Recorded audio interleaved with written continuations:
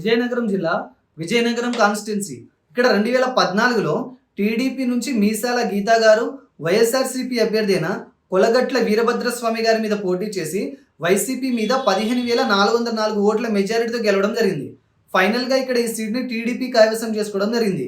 ఇక 2019లో కనుక మనం ఒకసారి ఇలానే చూసుకున్నట్లయితే ఇక్కడ వైఎస్ఆర్సీపీ నుంచి ఈసారి కూడా కొలగట్ల వీరభద్రస్వామి గారు జనసేన పార్టీ అభ్యర్థి అయిన పాలవలస యశస్వి గారి మీద టీడీపీ పార్టీ అభ్యర్థి అయిన పి అతిథి విజయలక్ష్మి గజపతిరాజు గారి మీద పోటీ చేసి ఫైనల్గా టీడీపీ మీద 6,417 ఓట్ల మెజారిటీతో ఈసారి ఈ సీట్ని వైఎస్ఆర్సీపీ గెలుచుకోవడం జరిగింది.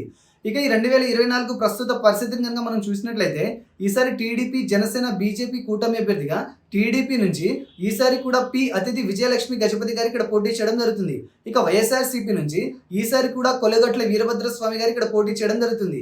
ఈసారి వీరిద్దరి మధ్య జరిగే హోరాహోరీ పోరులో ఏ అభ్యర్థి గెలుస్తారో తెలుసుకోవాలంటే మనం ఒకసారి 2019లో టీడీపీ జనసేన వైసీపీకి పోలైన ఓట్ల సంఖ్య మనం క్షుణ్ణంగా గమనిస్తే మనకు ఒక అంచనా వస్తుంది.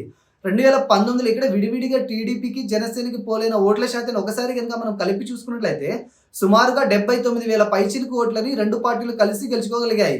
ఇక్కడ వైసీపీకి 78,000 పైచిలుకు ఓట్లు రావడం జరిగింది.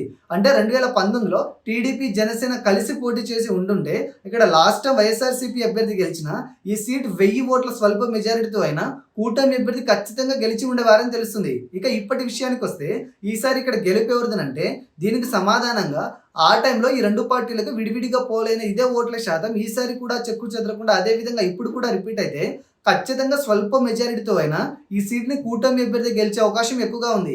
ఇక్కడ మనకు కనబడుతున్న రిజల్ట్ని పక్కన పెట్టి కొన్ని ముఖ్య సర్వేలను పరిగణనలు తీసుకుని పరిశీలించి చూడగా కూడా ఈసారి ఇక్కడ కొంత ఎడ్జ్ మాత్రం కూటమి అభ్యర్థిగా ఉన్నట్టు తెలుస్తుంది. కానీ ఈ గెలుపు అనేది కొత్తగా ఈసారి పోలవబోయే యువత ఓట్ల మీద కూడా ఆధారపడి ఉంటుంది.